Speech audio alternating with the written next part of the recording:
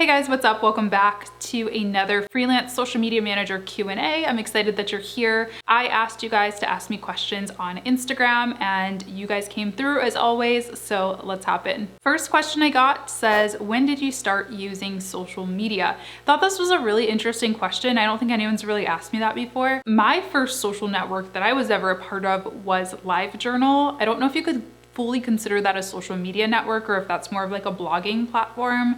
I used LiveJournal I was probably in middle school, probably in like 7th grade, and then Zenga, and then MySpace. I started MySpace I think I was in middle school too. So yeah, it's been a while. It's been like the majority of my life. I don't know if they wanted to know when I started doing it professionally though, in which case that was probably when I was about 18, 19. I got my first freelancing gig.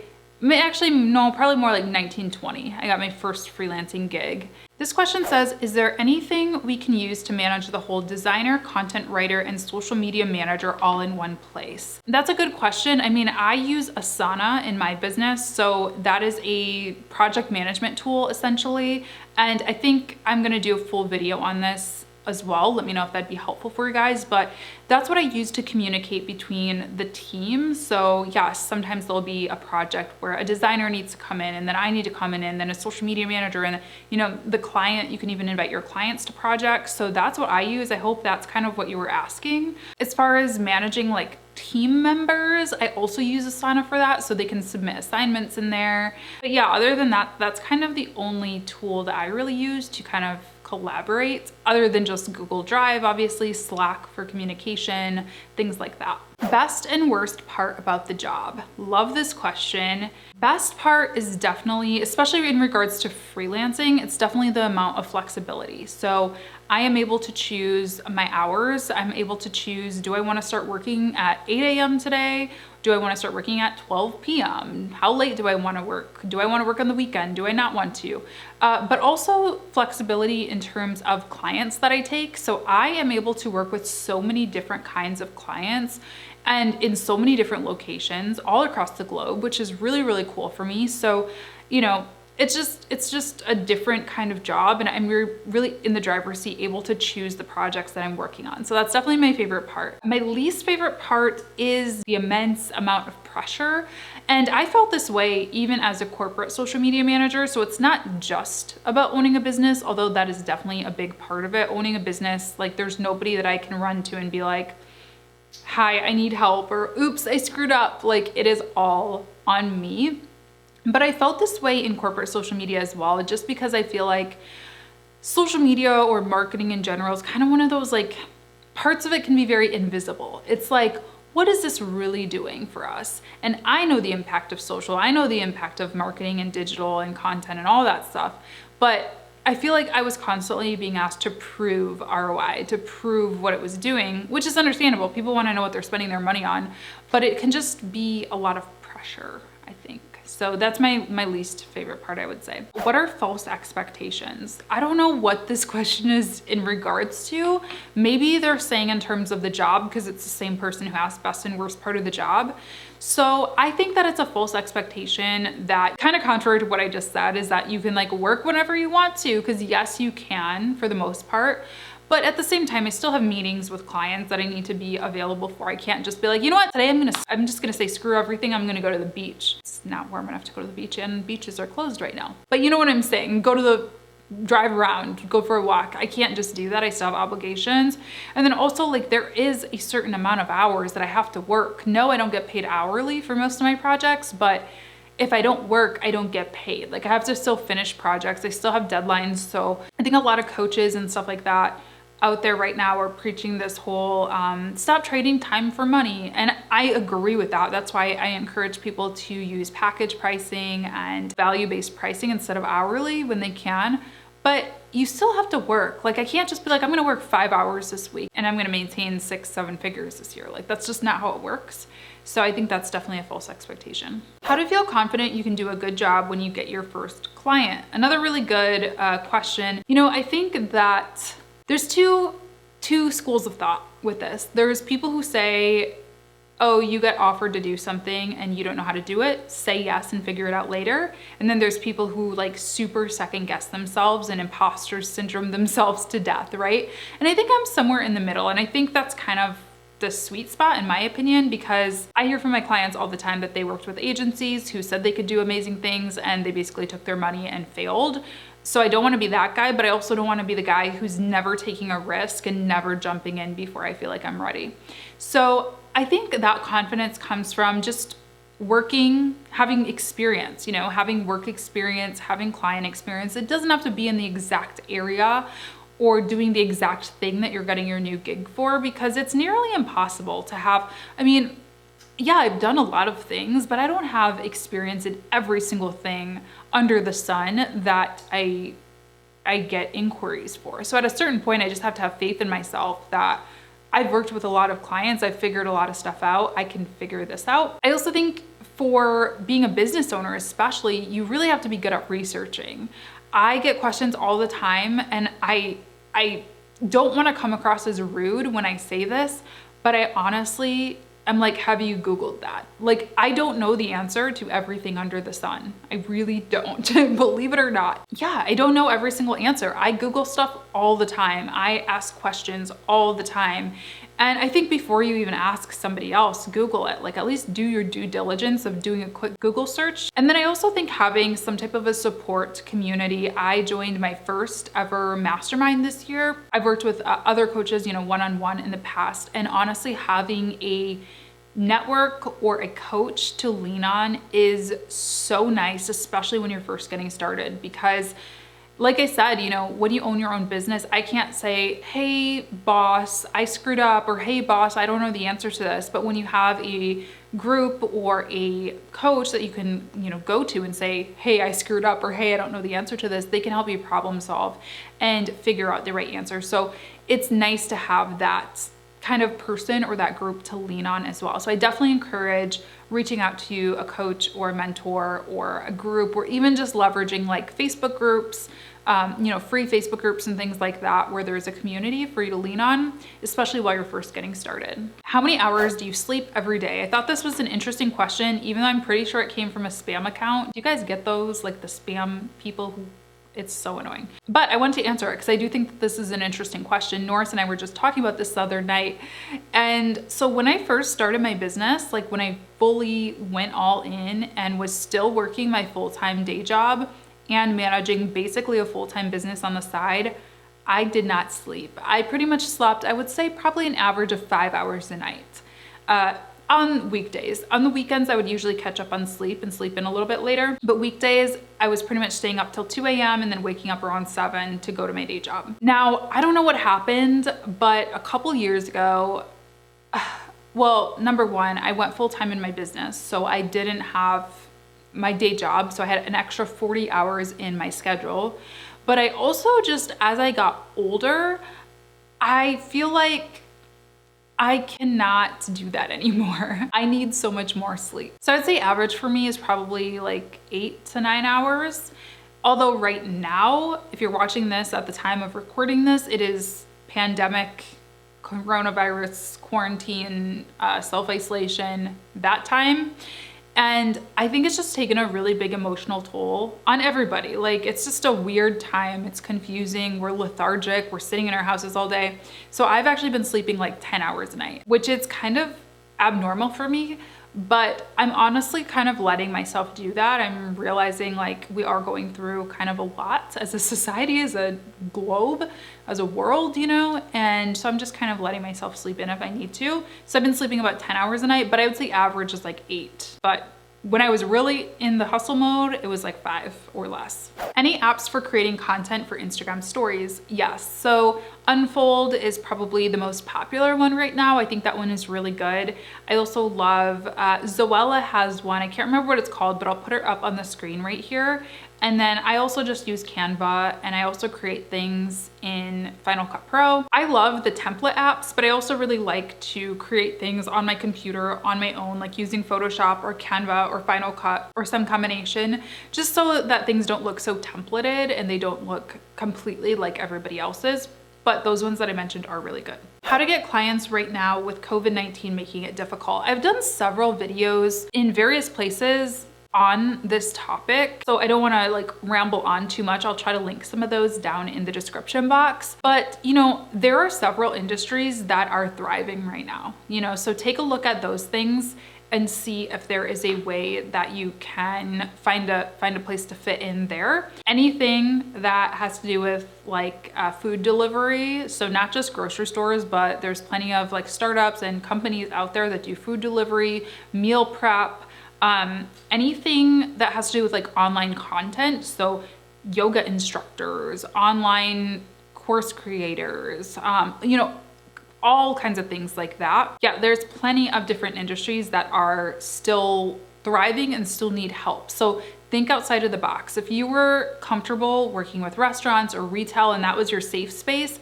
you gotta break free of that. You gotta try something new, probably.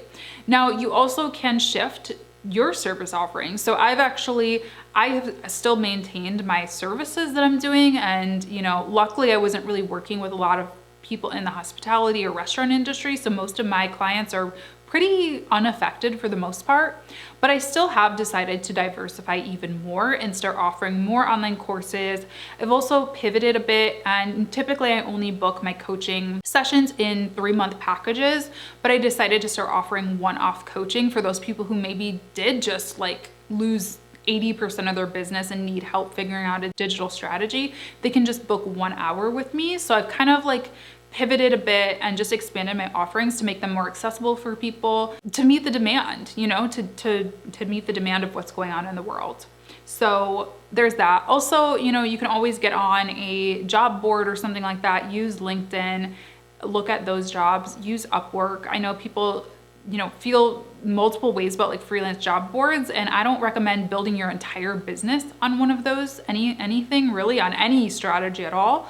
But I think in times like right now, it can be good because those are all a pool of people who want to hire. So as opposed to like going out and cold pitching a bunch of people that you're gonna have to convince to hire you, using a job board, people are there because they want to hire somebody. So it might be a little bit easier right now. When you subcontract work for graphics or video, how do you charge clients for their work? And then it got cut off. So I don't fully know what the question is because it got cut off, but so video I do typically. I don't ever subcontract video work. I do all that.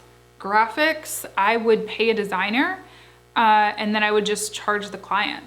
Or sometimes I'll just do a referral. If I don't want to be kind of middleman, I'll just say, hey, here's whatever, go to this designer. And sometimes we'll work out a referral fee.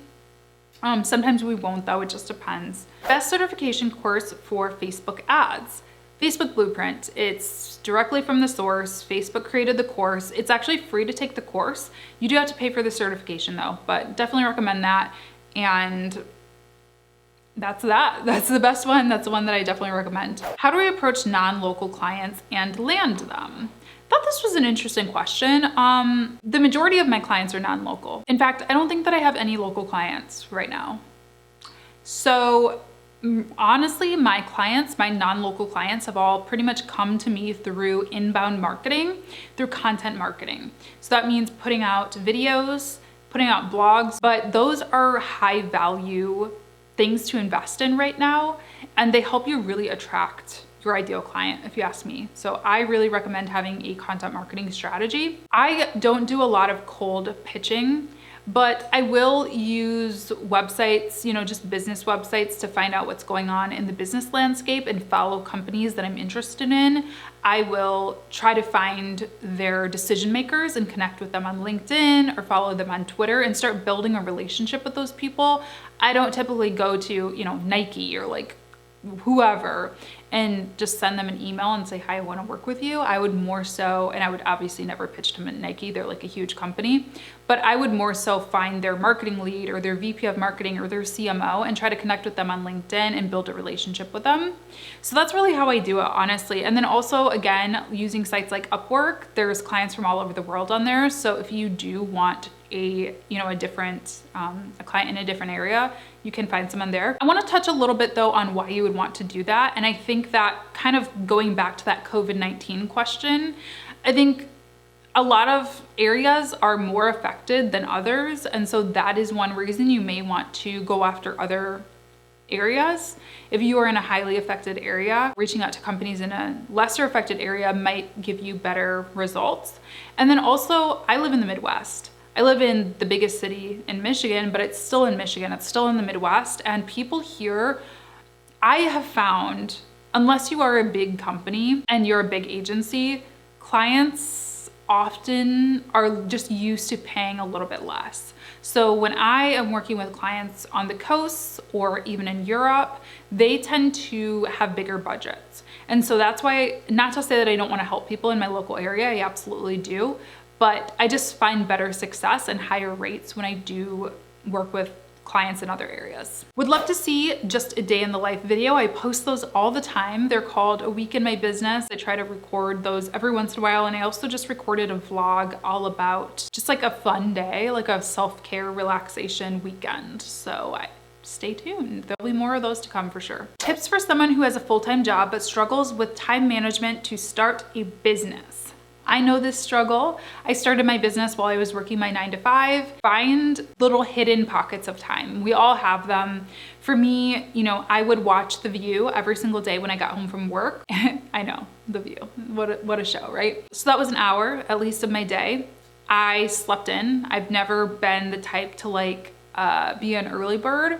So I took those couple little pockets of time and I eliminated those. I stopped watching TV. I know that's like a hard thing for a lot of people to hear, but I did not watch TV at all for like the first 2 years of my business, really. So I had that hour that I was watching The View and I would work on my business. I also started to wake up earlier. Like I said, I would sleep for only about 5 hours a night, to be honest. I don't necessarily recommend that. You want to be healthy, but there is a time for balance. And I think that there is a time for hustle. That's my personal opinion. Right now, I'm kind of more in balance mode. Like I want to be sleeping well, eating well, not taking on too many clients, not taking on too much work.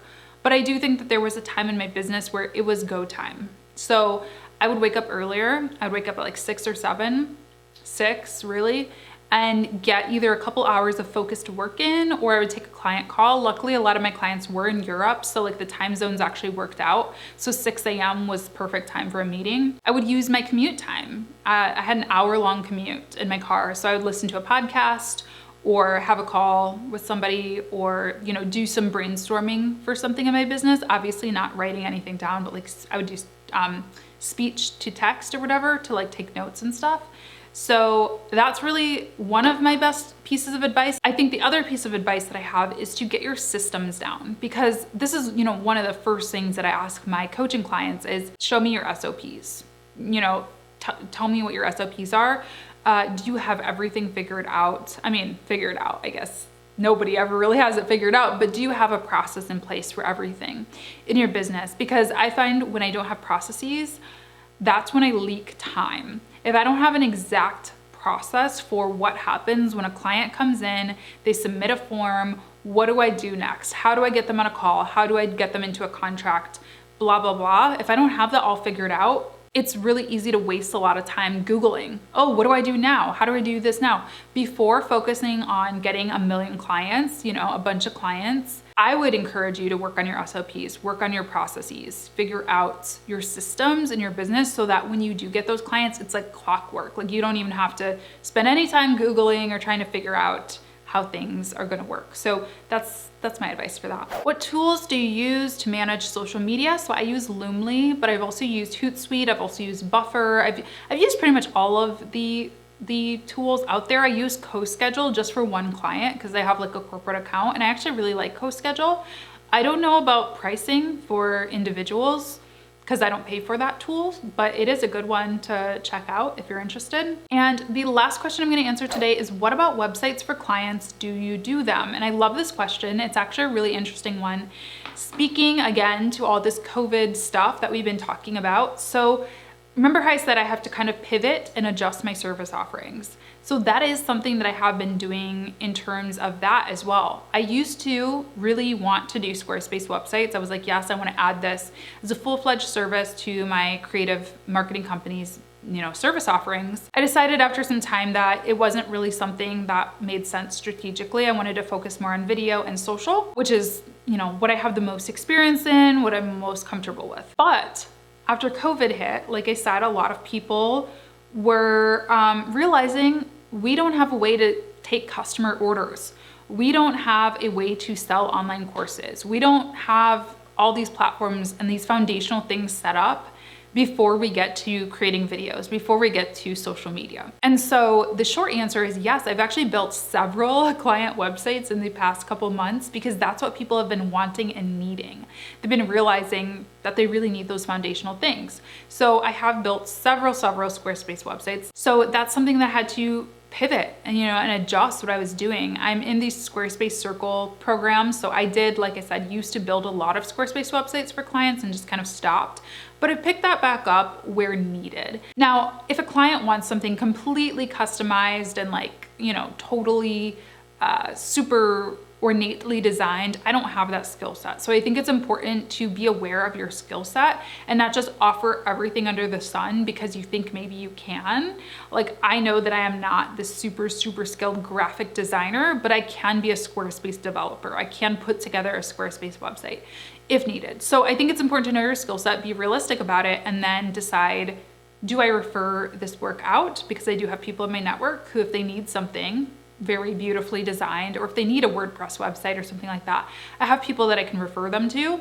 But for, kind of just a more simple site that they need put together, I can absolutely do that. And I absolutely have been doing a lot of that recently. All right, so that's it for today's social media manager Q&A. I hope you enjoyed. Please leave me a thumbs up if you enjoyed it. Subscribe if you haven't yet, and comment down below with your favorite emoji if you don't have anything else to say. If you do have something else to say, please comment that down below as well. And yeah, follow me on Instagram and subscribe to me on YouTube if you want to have your question answered next time. I post calls for questions every once in a while, so stay tuned for those. Thanks for watching. See you in my next video. Bye.